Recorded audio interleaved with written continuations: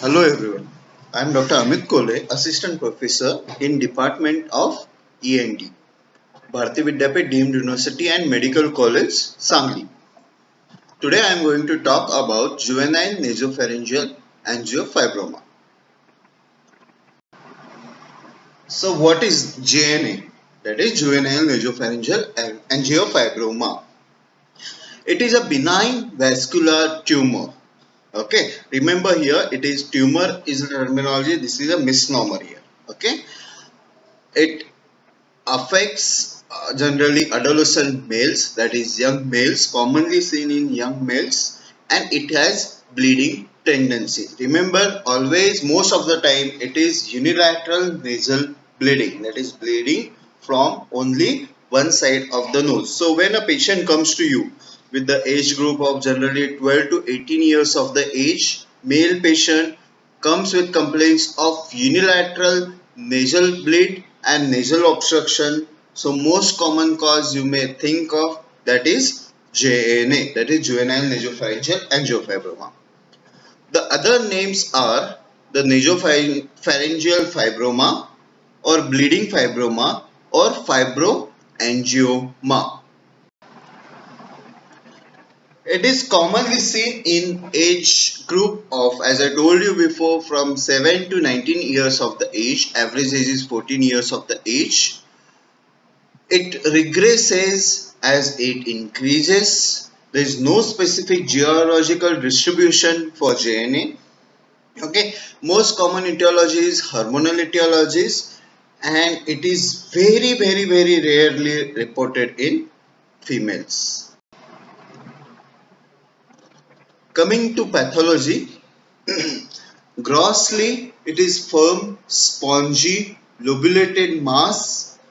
The nodulity of the mass increases with the age. The color is pink to white. On cutting or on section, it shows whole appearance.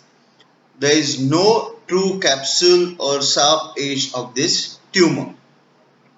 On the microscopy, it has many vascular spaces of various shapes and sizes. It contains plenty of stroma of fibrous tissue, and vacuolar spaces are seen mostly in the center. This is a gross specimen of your juvenile nasopharyngeal angiofibroma. This is again microscopic pictures of it, same juvenile nasopharyngeal angiofibroma. Coming to pathogenesis, there are various theories which can lead to this juvenile nasopharyngeal angiofibroma. First is Ringer's theory, that is, it arises from the periosteum of nasal vault. Secondly, coming to Soames' theory, it says that there is unequal growth of skull bones, it undergo hypertrophy, then periosteum and hormonal influences results into the formation of the JNA. Some people say it is embryogenic fibrocartilage between the basio-occiput and basis sphenoid. Osborne says it is hematoma subjected to hormonal influences. Some people say these are the paragangliomata tissue, terminal part of the maxillary artery arising from your pterygopalatine fossa. Some people say it is atrophic stapedial artery. Now coming to site or origin of this tumor and how it spread or how it expands.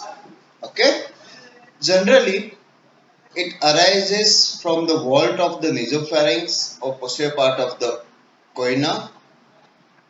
Most common site of its arisement is spinopalatine foramina. It is always a dumbbell shaped mass. Okay. that is half one side dumbbell is in nasopharynx, or we can say posterior part of the nasal cavity, and another dumbbell is your infratemporal fossa, and central stroke is coming from the or lies in the spinopalatine foramen. It extends medially to the nasopharynx or nasal cavity. It can displace the septum towards the other side because of the pressure of this mass. Laterally, it can go to orbit through orbital fissures. Anteriorly, it can go to greater wing of sphenoid.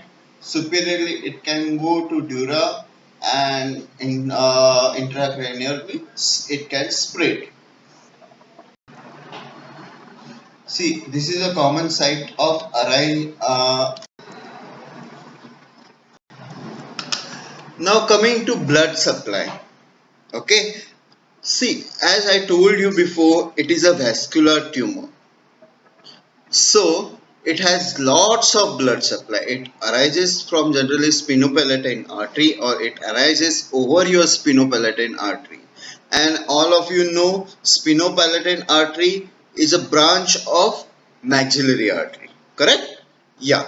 So it is a branch of maxillary artery, which is a branch of your external carotid artery. This is a main supply of this tumor, of this vascular tumor, that is JNA.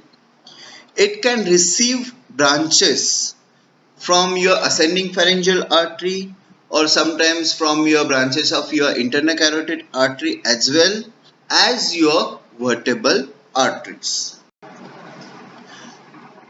Coming to clinical features, we can divide these clinical features into two, that are early clinical features and late clinical features. Okay. So coming to first early clinical features, that is signs and symptoms when there is a early JNA formation. Okay. First and foremost, as I told you, once it medially gets extended into the nasal cavity, obviously you will get one commonest thing, that is nasal obstruction. Okay. Initially it will be mild to moderate nasal obstruction, and then it increases. As well as I told you initially, it will be unilateral nasal obstruction, but later on, when the mass pushes the septum towards the opposite side, so this nasal obstruction becomes bilateral nasal obstruction. Okay, that is first symptom.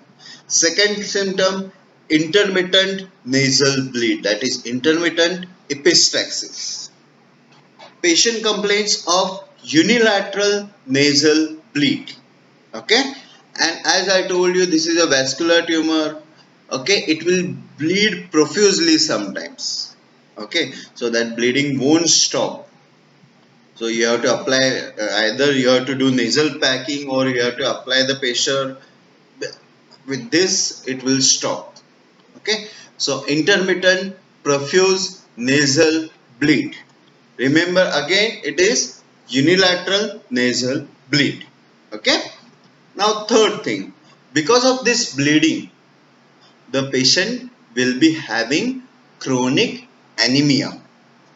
Okay, chronic anemia. Then next thing, fluent discharge. See, this mass obstructs the sinus openings. Okay, and because of this, all normal secretions of the sinonasal mucosa gets accumulated. It will get secondary infected, and which leads to this symptom. Then next clinical feature will be hyposmia or anosmia. Why again hyposmia and anosmia? Is this mass. This mass fills up the nasal cavity. Okay, and as you know, olfactory receptors are located superiorly. Okay, at the roof of your nasal cavity. Okay, so because of this mass effect, the odor particles, they are unable to reach the olfactory region. Because of that, you get hyposmia or anosmia. The next clinical feature is your change in your voice. The patient who is having JNA has specially a different nasal twang in his voice. That is because of your mask effect. Then patient also complains of deafness, that is decreased hearing, and your earache, because there will be a pressure over your eustachian tube, so it may result into eustachian tube blockage. Then it can result into otitis media with effusion, because all secretions will get accumulated into your middle ear as eustachian tube is blocked. Because of that, patient will get deafness and ear pain. Now coming to late signs and symptoms. When you call it as late clinical features, that means it is leading to your complications. Okay. Now, patient will get trismus or bulging of your parotid gland. This is because of extension to your infratemporal fossa. Okay. When it goes to your orbit, it pushes orbit, then you can get a proptosis. Then whenever the optic nerve gets compressed or involvement of optic nerve is there because of the pressure effect, okay, it leads to decreased vision of the patient. Okay, so you should always check for your visual acuity, okay, and for your color vision.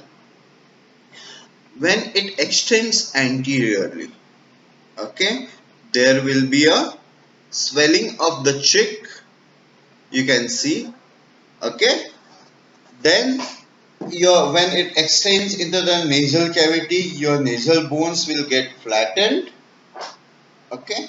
When it is extended to your intracranial fossa, you get headache, raised intracranial pressure, okay, and also you may get projectile vomiting. Now see, when you are doing any nasal mass examination, generally when you are examining your nasal polyps or nasal malignancies, generally you probe this mass. Okay, any mass you see, you can probe this mass. You can see from where it is arising, that is, you can pass a probe all around that mass, or you can poke the mass to see the sensation of the mass, how much it is sensitive to pain or not, like that. But remember, this mass, you should never touch this mass. Okay, why I am telling you? Because I told you it is a benign vascular tumor. Once you poke it, it will start bleeding profusely as it is vascular mass. So you should never do this mistake when you suspicious of JNA, juvenile nasopharyngeal angiofibroma. Coming to investigation, okay. Now routine investigation to rule out anemia and all, you do hemoglobin test, that is CBC, then blood grouping and X-match. Why blood grouping and X-match? See, for two reasons. One is when a patient of JNA complains of intermittent nasal bleeding, chances of his reduced hemoglobin are more. Okay, so to correct this anemia, you might need to give blood transfusion. That is one thing. And when you are planning to operate for this patient, always you should have minimum 2 PCVs as a reserve during intraoperative surgery, because sometimes it may bleed very profusely during surgical intervention as well. Okay, so always you should reserve minimum 2 PCVs. For that, your blood grouping and X matching is required.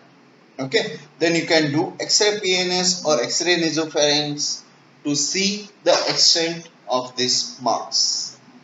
But nowadays, most common investigation what we do is your HRCT PNS with contrast. That is high resolution computed tomography of paranasal sinuses with contrast. This is generally location of your JNA. See, now coming to special investigations, we can do always HRCT paranasal sinuses to see the exact extent of the mass, and always we should do it with contrast to see.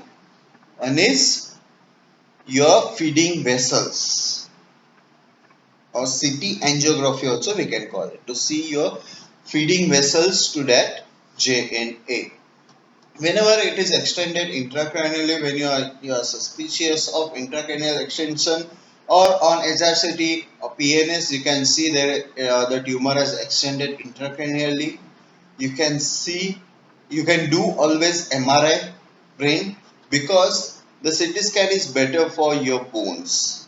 You can see the bony destructions, but for soft tissue, MRI is always better.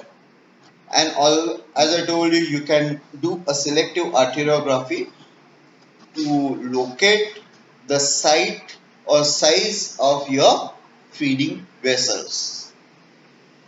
And remember, I told you before also, you should not poke the tumor, or you should not poke the this benign vascular tumor, that is JNA.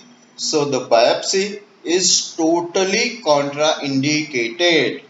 That means if you take a biopsy, it will start bleeding profusely, and you may lose the patient there and then only. So do not touch this mass, do not take a biopsy at all. This is CT scan of one. Now coming to your differential diagnosis. Okay, what all things differential diagnosis you can think of in this patient? First common differential diagnosis is your nasal polyp, that is enteroconal polyp or ethmoidal polyp. But generally this patient gives history of your allergy or any infection. It responds to your medical line of management. There will be watery discharge, there will be no history of epistaxis, there will be no extension or deviation of your nasal septum, or there will be no extension into your infratemporal fossa as well as intracranial extension. Okay, and there will be no regression with the age. These are all points you can differentiate it, that nasal polyp from your JNA.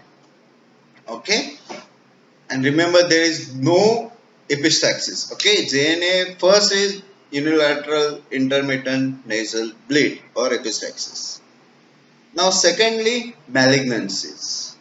Okay, age. How you will differentiate this, whether the mass is malignant or it is JNA. Okay, remember first thing, it is age. Generally malignancy appear in elder age groups. Okay, the common age group for JNA is 7 years to 19 years. Second thing, the nodes. You get lymph node involvement, secondary lymph node involvements in malignancy, which are not seen in the patients with your juvenile nasopharyngeal angiofibromas. Okay, and third one, the malignancy spreads rapidly, but JNA is slow growing benign vascular tumor. Okay, next differential diagnosis will be adenoids. Okay, again it is more commonly seen in pediatric age group, that is from 2 years to around 12 years of the age. As you know, adenoids increases to its maximum size at the age of 2 to 3 years of the age, and by the 12 years of the age it regresses. Okay, then the patients with adenoids, they have typical adenoid faces, that is pinched nose, high arched palate, Okay, mouth, there will be a mouth breather and there will be bilateral nasal obstruction, but here it will be unilateral nasal obstruction. Again, patient with adenoid hypertrophy, they won't be having nasal bleed. These people will have nasal bleeds, and you can clearly make out whether it is adenoid or GNA on X-ray nasopharynx lateral view. Also, it responds to treatment, but GNA won't. Okay. Now coming to management, you got a patient of a JNA, you investigated it, you reached to final diagnosis that patient is having JNA, that is juvenile nasopharyngeal angiofibroma. So how will you drill this patient? Okay, there are some treatment difficulties, that is management difficulties while treating this JNA. Okay, so firstly, you require expert surgical hand for this. Okay, now what are these difficulties? One is once you touch it, it will start bleeding profusely. Okay, and once it start bleeding profusely during intraoperative things, your vision is gets interfered with lots of blood. Okay, so you won't be able to see many things. Next in spread, once it has spread it to your intracranial fossa or infratemporal fossa and all those things, the approaches to the mass becomes difficult. Okay, then when you are doing radical surgery, when it is extended lots of things, you need to go external approach, that is incision, and you need to open, and it gives a bad scar or bad facial scar at the engage. Okay, next thing, you need to remove this tumor completely. Okay, because there will be a small tumor remaining, it grows very rapidly. Next thing, it is locally malignant with wide destruction.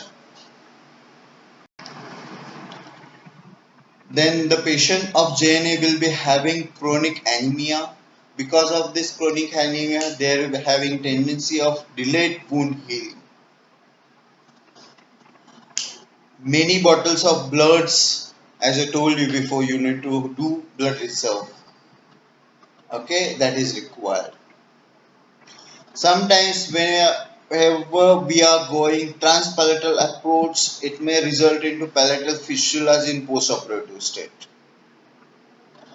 Sometimes when you are doing the external approach, that time you may damage the inferior orbital nerve, which leads to permanent cheek anesthesia,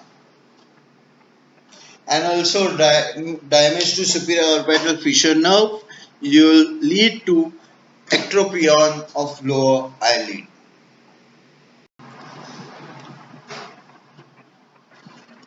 What are now coming to treatment options? What are all things we can try? Okay, as you know, most of the time it is hormonal etiology. So whenever tumor is non-operable, okay, that is inoperable cases, you can use testosterone estrogen combination, and which causes collagen maturation, reduces the vascularity of the tumor, and reduces the growth of the tumor. Or sometimes you can use the radiotherapy, you can give radiotherapy to the patient, okay, for intracranial extension or recurrent tumors. Okay, and it shrinks and hardens and reduces the vascularity of the tumor, but it is increases the risk of carcinogenicity. Okay, then you can try therapeutic embolization. Now, what is embolization? See, embolization is something, I won't go into the details, but I'll just give a brief idea about the embolization. You know, this vessel, that is sphenopalatine artery, generally it arises from your sphenopalatine artery, which is a branch of internal maxillary artery. Okay, So embolization is something which blocks that artery. Okay, so there are many embolization agents like gel form and all. So you can put into that specific feeder vessels and you can block the blood supply of that tumor. So there are less chances of bleeding during, as it has no blood supply we have stopped it, we have blocked it to the mass, so the less chances of reducing less chances of bleeding will be there, and it also causes the shrinkage of the tumor. Commonest use is gel form, and remember, whenever you do pre-operative embolization, you need to operate within 48 hours, that within 2 days. Okay, but there are complications of it, that is there is a neovascularization formation. Okay, and also there is a chances of hemiparesis, so you should operate before 48 hours. Now main treatment is your surgical management. Okay, now before endoscopic, your endoscopic various surgeries there before in previous old in 90s or in early 20s. Okay, endoscopic nasal surgeries was not initiated or didn't had that much role into the nasal surgery. So during that time, there are the people used to use transpalatal approach, or we call it as Wilson's approach. Okay, you can go through your palate, or you can do lateral anatomy approach. Okay, or you can use Janssen Horgan's approach via Weber Ferguson incision. Okay, nowadays there are endoscopic techniques, so you can do this surgery endoscopically also.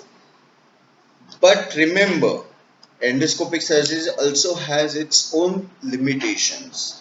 Whenever there is a big tumor, okay, with intracranial fossa, infratemporal fossa, pterygopalatine fossa, extension and all, extensive tumor, you cannot approach endoscopically. Okay, now with the size of, or with the extension of the tumor, we can do staging of this angiofibroma. Okay, there are two classification, one is Seasons and Bryant classification and one is Chandler's classification. Okay, so Seasons and Bryant classification, stage 1 is limited to posterior nares and nasopharynx. Stage 2 A is lateral extension to pterygomaxillary fossa. Stage 2B is filled pterygomaxillary fossa orbital 4 extension. Stage 2C is extended to your cheek or infratemporal fossa via pterygomaxillary fossa. Stage 3 is intracranial extension. Coming to Chandler's classification, stage 1 is limited to nasopharynx, stage 2 is nasal cavity and sphenoid, stage 3 is ethmoid, maxillary sinus, pterygomaxillary fossa, infratemporal fossa, orbits and cheek. And stage 4 is intracranial extension. This is transpalatal approach we are giving for your JNA. See, you can see the incision there. This is a final tumor. We did a case long time back. This is a case. Okay. Nowadays, with the endoscopic advancement, we can do scarless surgery, but it should be limited. Okay. Thank you. So remember one thing: JNA. Okay, it is a vascular tumor, so never ever poke it. And a young male comes to you with the complaints of unilateral nasal obstruction and unilateral nasal intermittent bleed, first thing you should think of your JNA. So do not touch the JNA, do not poke, otherwise it will bleed profusely. Okay, and it requires expert surgical management. Okay, thank you.